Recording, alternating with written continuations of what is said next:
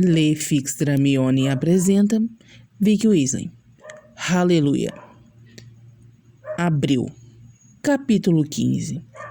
Nota importante da autora. Lembram que Ron e Harry não conseguiram acessar a plataforma 9/6 depois que o trem saiu porque ela estava lacrada? Então, esqueçam isso.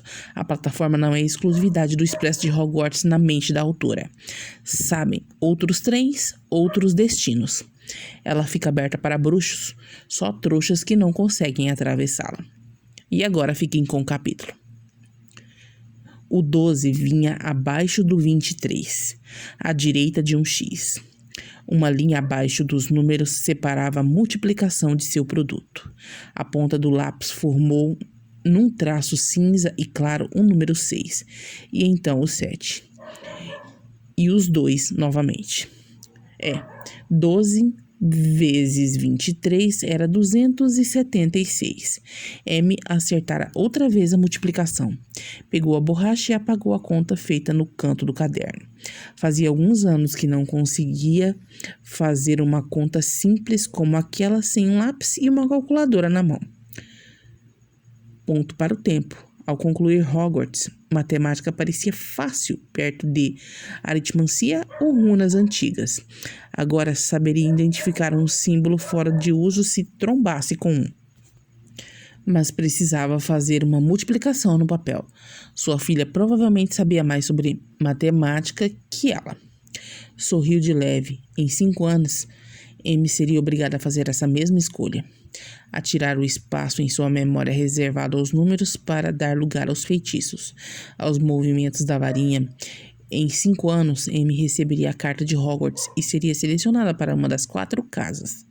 A Grifinória, é claro, seria sua primeira opção, mas não seria de todo mal se ela caísse na Corvinal. Fechou o caderno de lições da menina, de repente, e guardou o lápis e a borracha no estojo com rapidez, ignorando, como sempre, aquela voz em sua cabeça que perguntara: e se ela cair na Sonserina? E a lembrar que o sangue que corria nas veias da filha não era apenas Granger, como indicava o sobrenome, e muito menos Weasley, como indicavam suas mentiras. Hermione anulara aquela possibilidade. Amy não cairia na Sonserina. Não havia argumento que sua consciência utilizasse que a convencesse do contrário. Passou a mão pelo rosto. Parecia que criava uma espécie de obsessão compulsiva com a organização toda vez que se lembrava da existência dele. De forma que procurara incessantemente algo para arrumar e assim desviar seus pensamentos. Ao perceber que colocara o lápis com a ponta para o lado contrário à ponta das canetinhas, mudou de posição. Então tirou todas as canetinhas do estojo, deixando apenas o lápis e a borracha, recolocando-as em ordem cromática. E ajeitou os cadernos e livros sobre a mesa por ordem de tamanho. A agenda no topo de tudo, encaixada ao lado do estojo. Deus!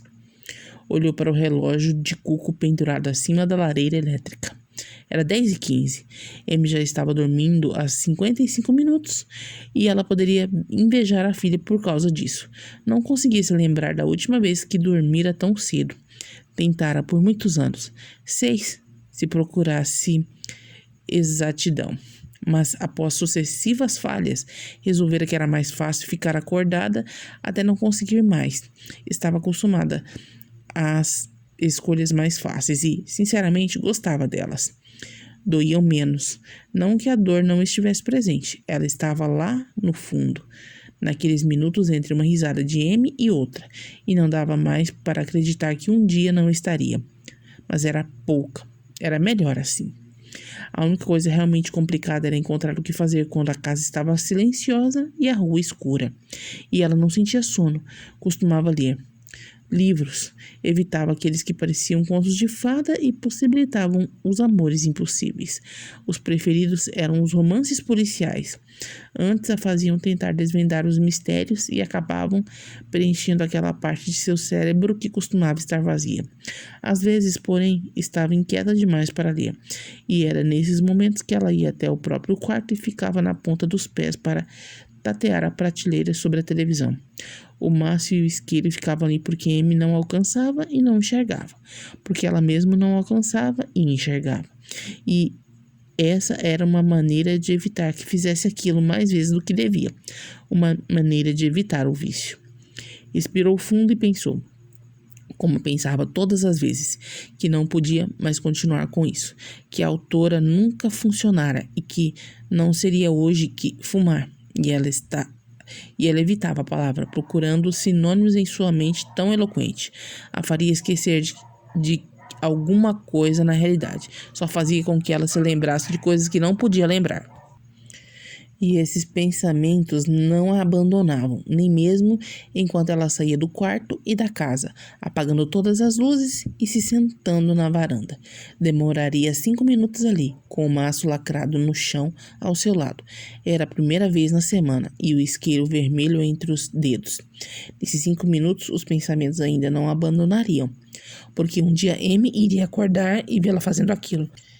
E um dia Harry ou Gina chegariam e sentiriam um cheiro de fumaça em seus cabelos. E um dia ela mesma iria acabar admitindo que estava viciada numa coisa que condenara durante a vida inteira. Não seria a primeira vez, concluiu. Rasgou o plástico que envolvia o maço fechado e tirou, com um pouco de dificuldade, o primeiro cigarro de dentro do mesmo. O primeiro era sempre o mais difícil de tirar, mais difícil de acender, mais difícil de aceitar. Observou o gramado que se estendia cinza esverdeado sob a noite de primavera até a fronteira com o asfalto seco da rua deserta.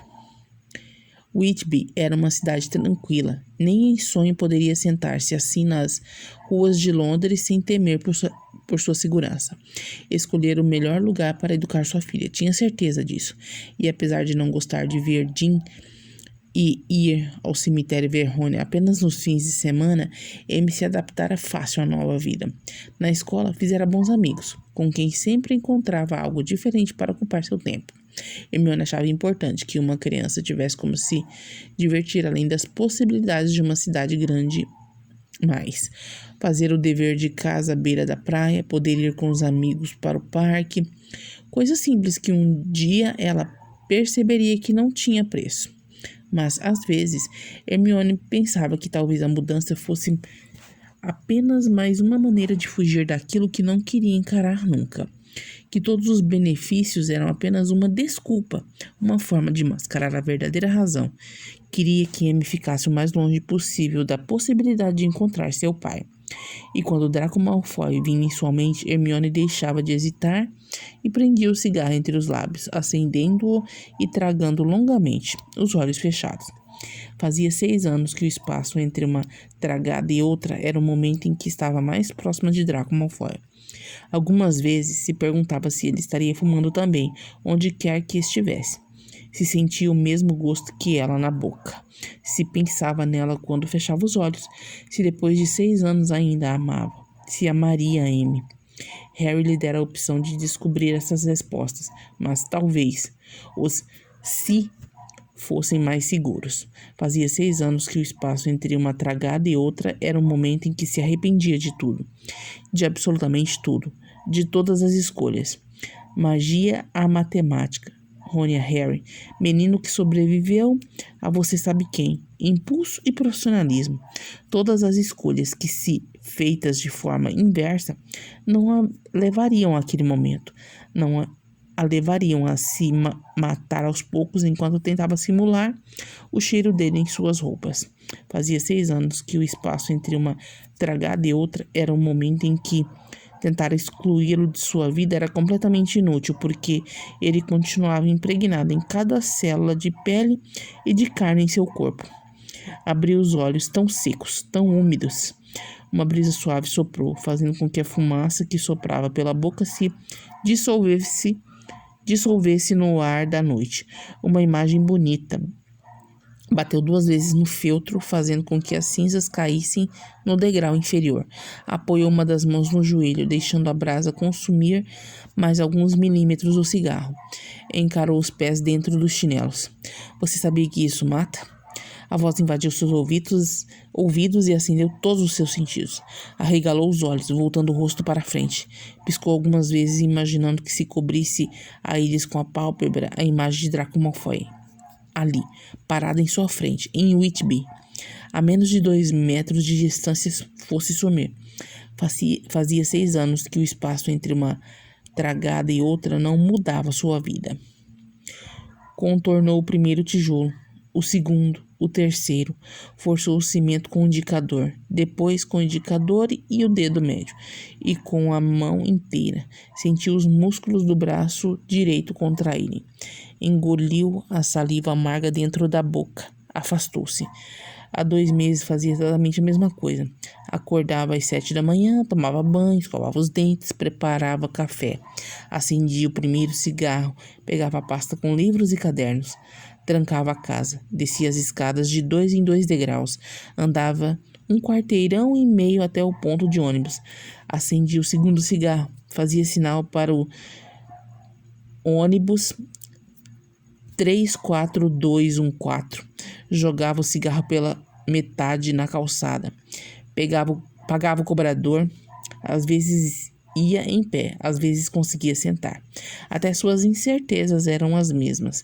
Descia no 8º ponto. Entrava no prédio e subia as escadas de 2 em 2 degraus, ao lado de pessoas que eram muito mais jovens e coloridas que ele. Assistia 3 aulas de cálculo. Acendia o terceiro cigarro. Durante o intervalo, tomava o segundo café. Comia alguma coisa. Assistia a mais 3 aulas. Descia as escadas ao lado das mesmas pessoas. Parava no ponto de ônibus. 4º cigarro. Sinal para o 95371. Às vezes ia em pé, às vezes conseguia sentar. Descia no 12º ponto. Almoçava num restaurante em frente à estação King's Cross. Descia as escadas rolantes da mesma, se dirigia à coluna de tijolos que dividia as plataformas 9 e 10. Apoiava a mão no centro e comprovava mais uma vez que não era mais um bruxo. A primeira vez que fizera isso, ao voltar de Azkaban, quando Maris lhe garantiu que não havia mais nenhum resquício de magia em seu corpo, e que ele não era mais um perigo para o mundo bruxo, porque não poderia mais acessar o mundo bruxo, Draco fechou os olhos, apertou os olhos, empurrando a coluna com toda a sua força, pedindo para que, quando abrisse, estivesse do outro lado, do lado ao qual pertencia, na plataforma 9 e meia, que poderia estar vazia, mas que estaria lá. Nada acontecia. Aprendeu a deixar os olhos abertos, mas nada ainda acontecia. E por mais que aquilo doesse, que apertasse seu coração com força, estava na hora de aprender que nada aconteceria, que nunca mais aconteceria. Observou os tijolos mais uma vez antes de se afastar. Merda de vida. Buscou o maço e o isqueiro no bolso. Subiu as escadas rolantes, saindo da estação enquanto acendia o 5º cigarro do dia. Caminhou até o ponto de ônibus. Desde que seu pai morrera, Draco não fizera mais as coisas pensando no que ele diria. Até mesmo quando deslizara as mãos pela pele de uma sangue ruim. A imagem do rosto de Lúcio nunca seguira em sua mente. Mas agora, enquanto esperava um ônibus trouxa, usando roupas trouxas, formando-se em uma profissão trouxa, viciada em uma criação trouxa, Draco pensava nele quase obsessivamente e sentia vergonha. Deveria ter apodrecido em Azkaban. Deveria ter ficado lá até definhar, como sua mãe e sua tia. Deveria ter honrado seu nome e sua casa. Deveria ter matado Harry Potter como prometera que faria.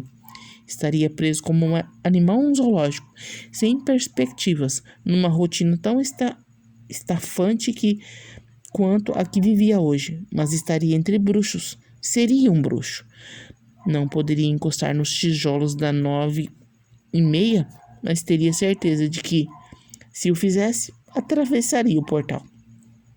Vergonha, porque quisera ter motivos nobres para fazer o que fizera.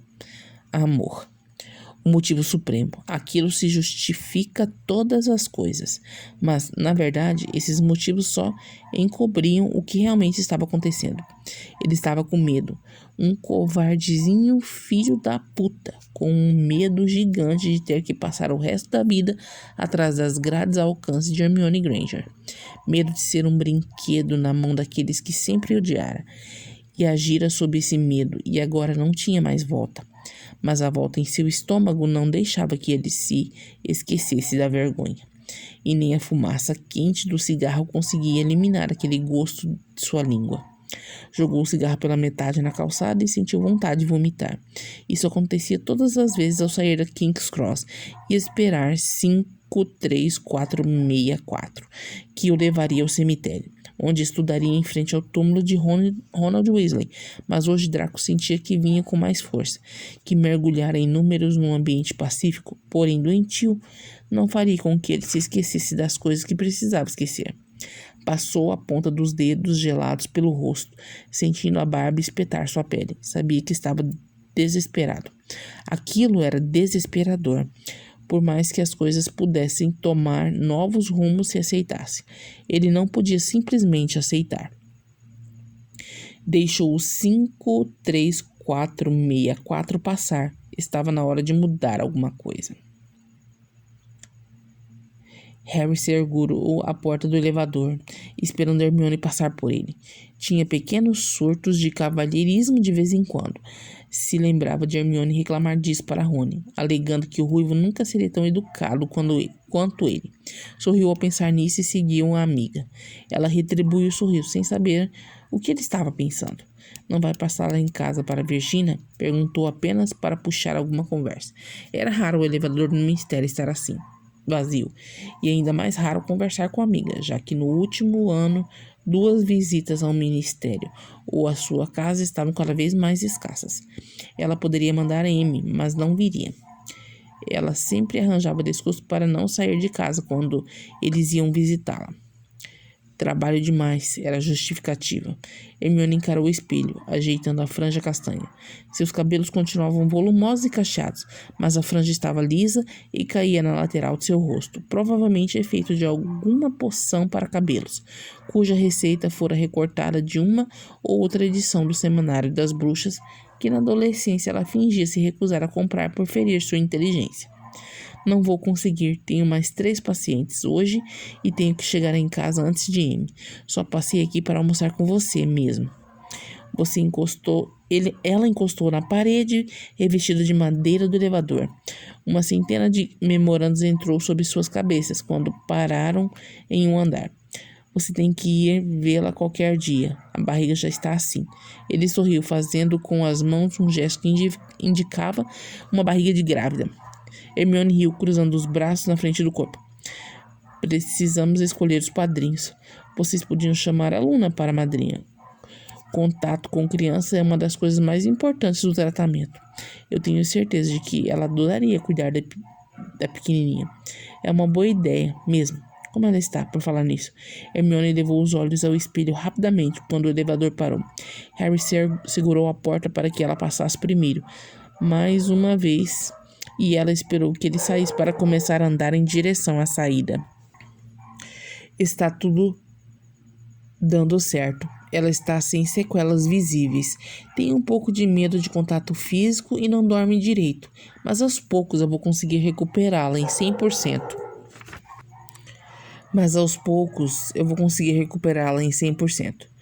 Estou muito feliz que tenham escolhido você para cuidar dela.